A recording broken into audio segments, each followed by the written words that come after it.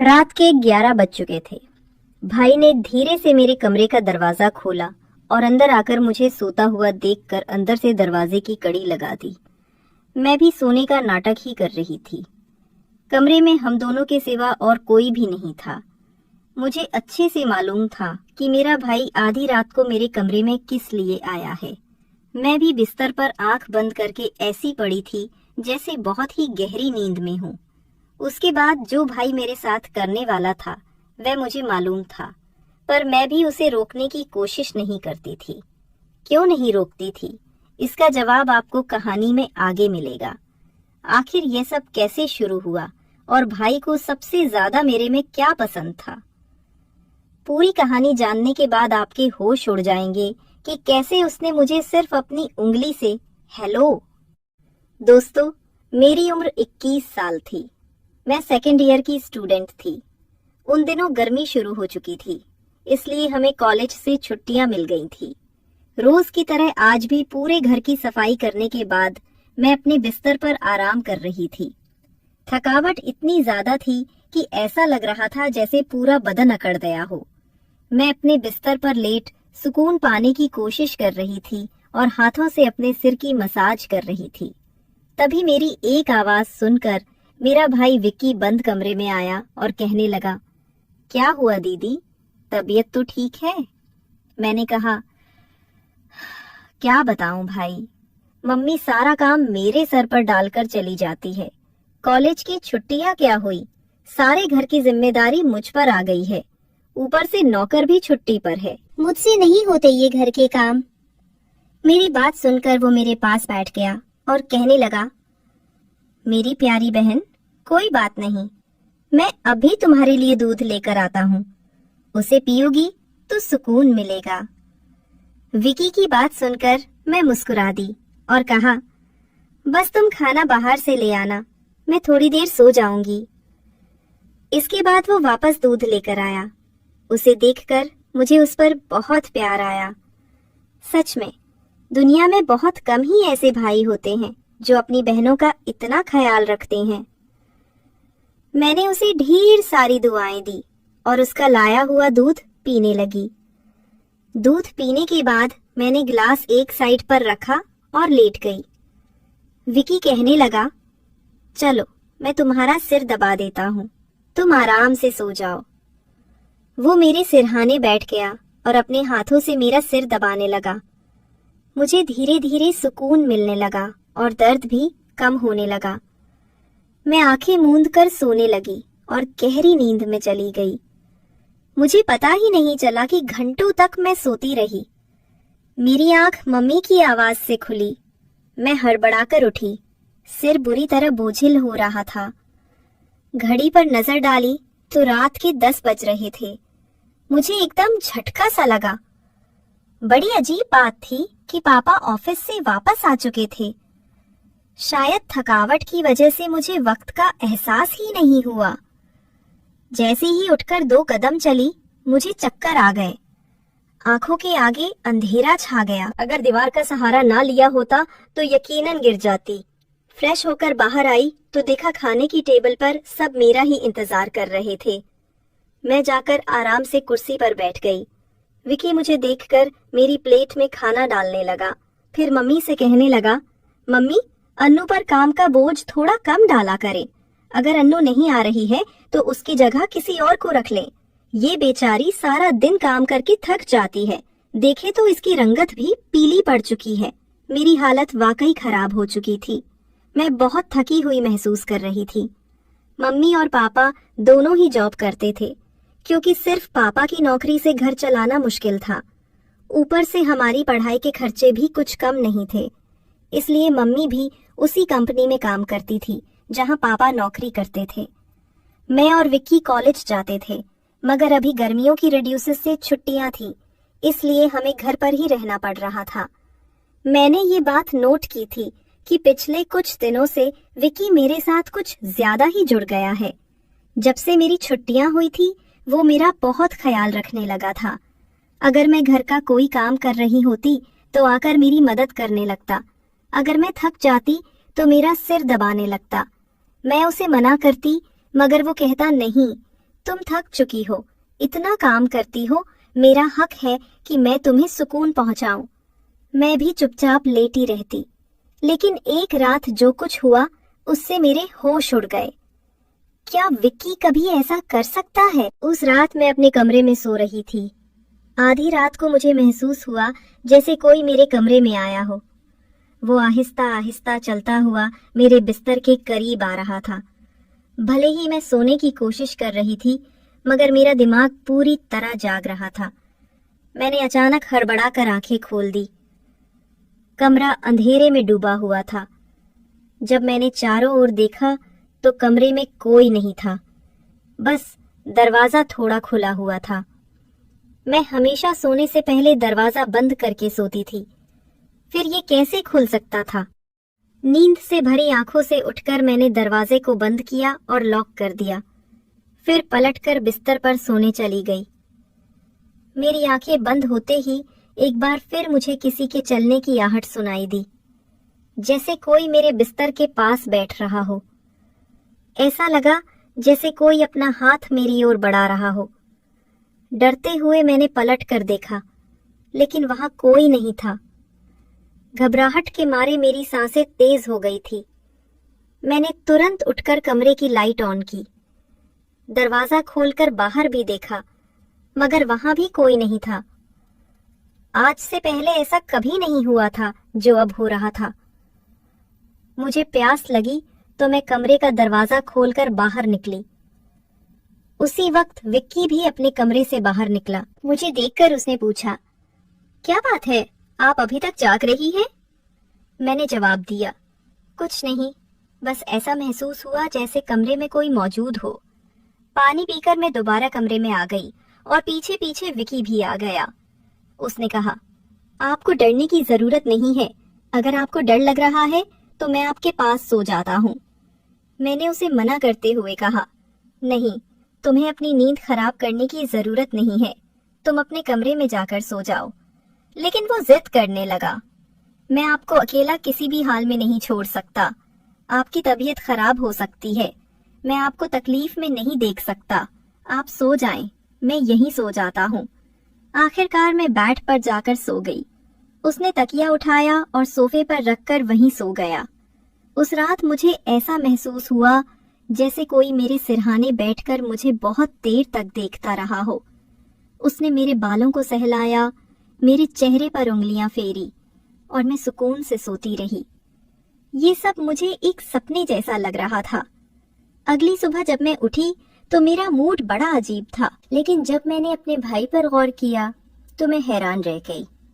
शुक्र था कि मैंने अपने आप को दुपट्टे से ढक रखा था।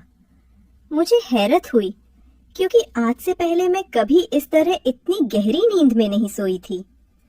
आज मैं थोड़ी खुश भी महसूस कर रही थी, लेकिन इसकी वजह समझ नहीं आ रही थी।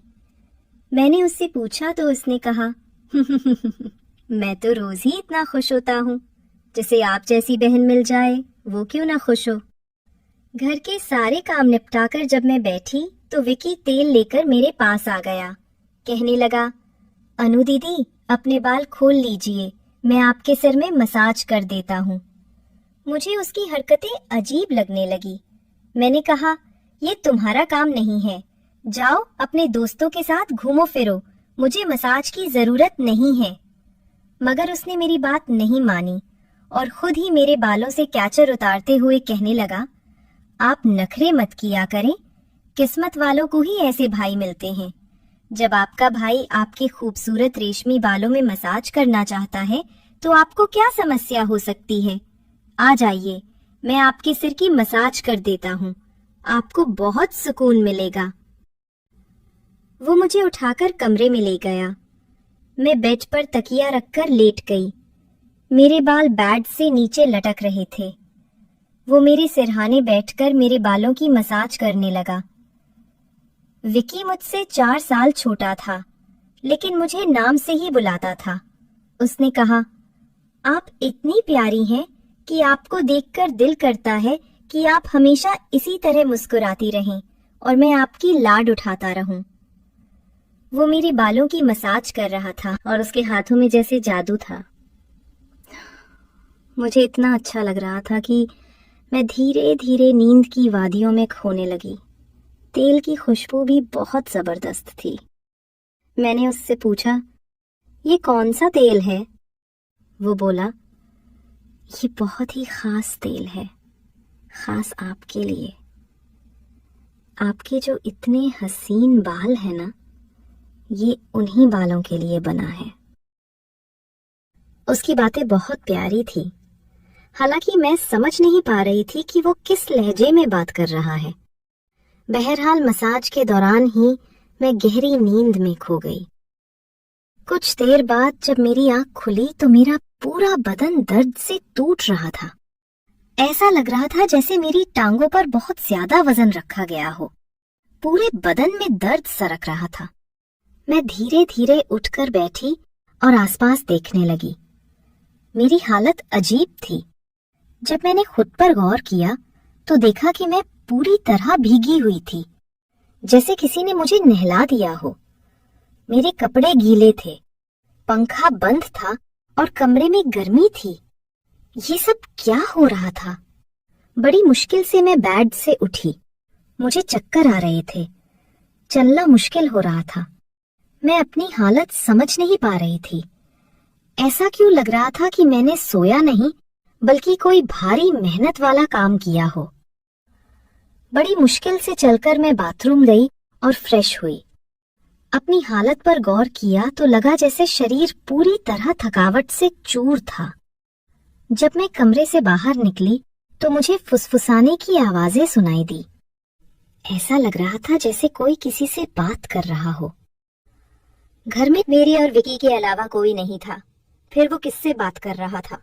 मैं पहले किचन में पानी पीने गई, मगर तब तक वह फुसफुसाहट रुक चुकी थी। मैं किचन के दरवाजे के पास खड़ी थी जब मैंने बैठक से किसी को निकलते देखा। उसके हाथ में काफी पैसे थे, जिन्हें देखकर वह मुस्कुरा रहा था। यह देखकर मेरे माथे पर बल पड़ गए। अगले ही पल उसकी नजर मुझ पर पड़ी। मुझे देखकर उसने कहा, अन्नू, आप उठ गई? मैं उसकी तरफ धीरे धीरे चलकर गई। वह हड़बड़ाकर पैसों को अपनी पैंट की जेब में डालने लगा, मगर मैंने उसका हाथ पकड़कर उन पैसों को सामने लाकर पूछा, इतने पैसे तुम्हारे पास कहां से आए? वह नजरें झुका चुका था। धीरे से कहने लगा, आप प्लीज पापा को मत बताना। मैं ताज्जुब में थी कि उसने ये पैसे पापा को क्यों नहीं दिए। मैंने सख्ती से पूछा तो वह सहम गया। उसने कहा, ये पैसे तो पापा के एक दोस्त ने कई साल पुराने कर्ज के रूप में लौटाए थे। मैंने सोचा था कि इनसे मोबाइल खरीद लूंगा, लेकिन उसने पैसे मुझे थमा दिए। मैंने उसे डांटते हुए कहा, हाँ, तुमने अच्छा किया। घर के हालात देखो किस कदर खराब है। हमारे माँ बाप दोनों नौकरी कर रहे हैं और तुम मोबाइल खरीदने की बात कर रहे हो। वह शर्मिंदा हो गया। उसी रात मैंने वह पैसे पापा को दे दिए। उस रात विकी मुझसे कोई बात नहीं कर सका और जल्दी सोने चला गया। अगले दिन मैं किचन में काम कर रही थी। जब विकी अपने दोस्तों के साथ घर में दाखिल हुआ, मैं ये देखकर हैरान थी कि वो अपने दोस्तों को सीधा लाउंज में ले आया था। उस वक्त मैं दुपट्टा उतारकर बर्तन धो रही थी। जैसे ही वे सब हंसते हुए अंदर आए, मैंने तुरंत दुपट्टा ओढ़ लिया। मैंने उसे समझाने की कोशिश की, ये क्या तरीका है? तुम जानते हो इस वक्त मम्मी पापा घर पर नहीं है, फिर भी तुम इन लोगों को घर ले आए हो। विकी तनक कर बोला, ये मेरा घर है। जब आपको मेरा ख्याल नहीं है तो मैं आपका ख्याल क्यों करूं? अच्छा, खाना तैयार करो। ये मेरे बहुत खास दोस्त हैं। वो मुझसे काफी नाराज लग रहा था, मगर अब मैं क्या करती, खाना तो बनाना ही था। मैं उसके दोस्तों के लिए खाना बनाने लगी। तभी वो बोला, खाना परोसने भी तुम खुद ही आओगी। विकी का ये रवैया मुझे हैरान कर रहा था। छोटी सी बात पर वो इतना कैसे बदल सकता था? मैंने खाना टेबल पर लगा दिया। मैंने गौर किया कि उसके दोस्त बार बार मुझे घूर रहे थे। वे सभी विकी की उम्र से बड़े लग रहे थे और अजीब तरीके से मुझे देख रहे थे, जैसे मुझे निगल ही जाएंगे।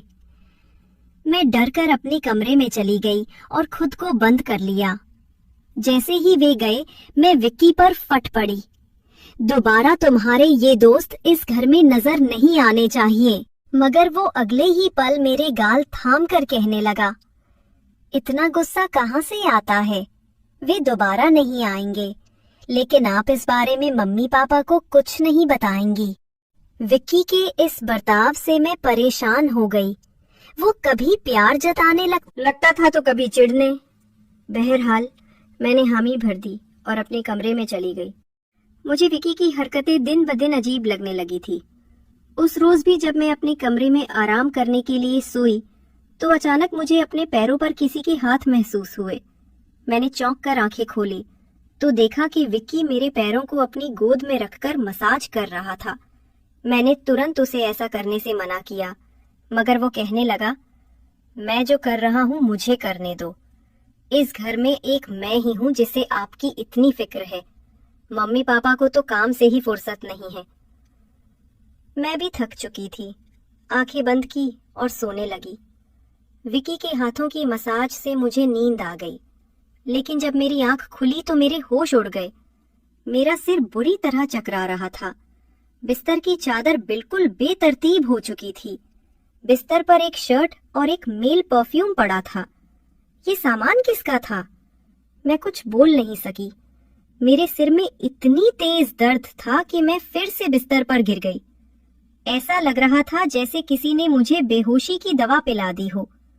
पास में फुसफुसाने की आवाजें आ रही थीं, मगर कौन बोल रहा था ये मैं पहचान नहीं सकी। मुझे सिर्फ विक्की की आवाज सुनाई दे रही थी। ऐसा लग रहा था जैसे वो मेरे कमरे में मौजूद हो और मुझे उठाने की कोशिश कर रहा हो। कुछ देर बाद जब मेरी आंख खुली तो सारा दृश्य मेरी नजरों के सामने घूमने लगा। मैंने सबसे पहले बेड की तरफ देखा, जहां पहले शर्ट और परफ्यूम पड़े थे, मगर अब वहां कुछ भी नहीं था।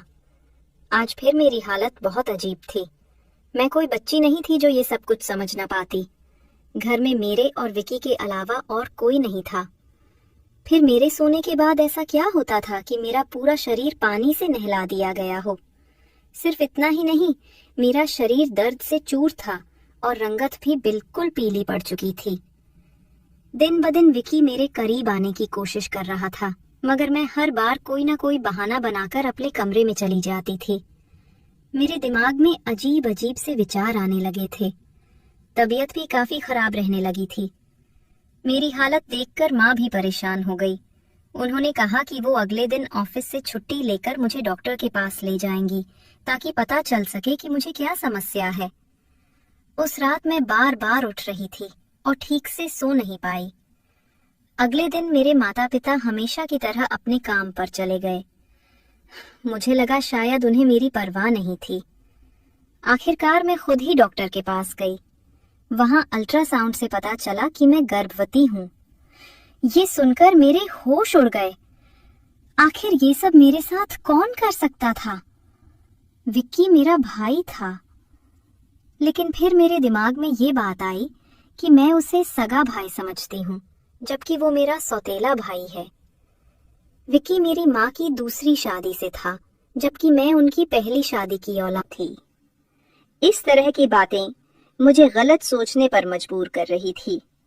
मुझे समझ नहीं आ रहा था कि ये बात मैं अपने माता पिता को कैसे बताऊं। विक्की जब भी मेरे पास बैठता तो कभी मेरा हाथ पकड़ता तो कभी मेरे गाल खींचने लगता। मैं पहले इन बातों को हल्के में लेती थी, मगर अब सब कुछ अलग नजर आ रहा था। एक दिन मैं अस्पताल गई और अबॉर्शन से पहले डॉक्टर से कहा कि इस बच्चे का डीएनए टेस्ट किया जाए। डॉक्टर ने रिपोर्ट दी और जब मैंने उसे देखा तो मेरी सांसें थम गई। जो मैं सोच रही थी वैसा कुछ भी नहीं था। बच्चा विक्की का नहीं था, लेकिन फिर सवाल उठा, ये किसका था? मैंने इस गुत्थी को सुलझाने के लिए अपने कमरे में मोबाइल का कैमरा फिट कर दिया। मुझे सच जानना था।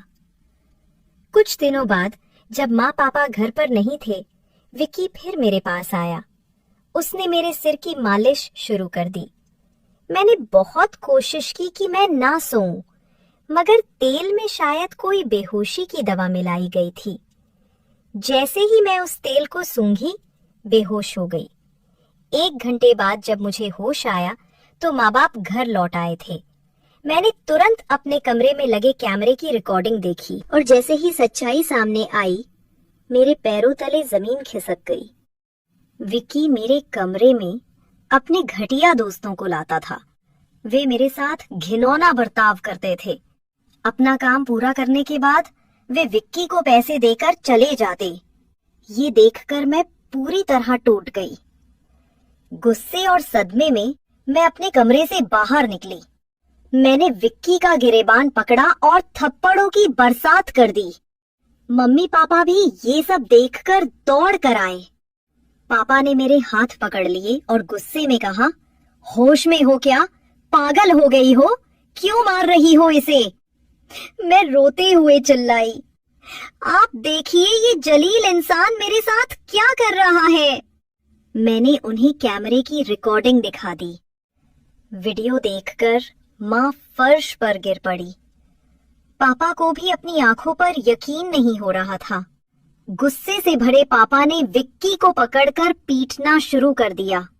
उसके मुंह और नाक से खून बहने लगा।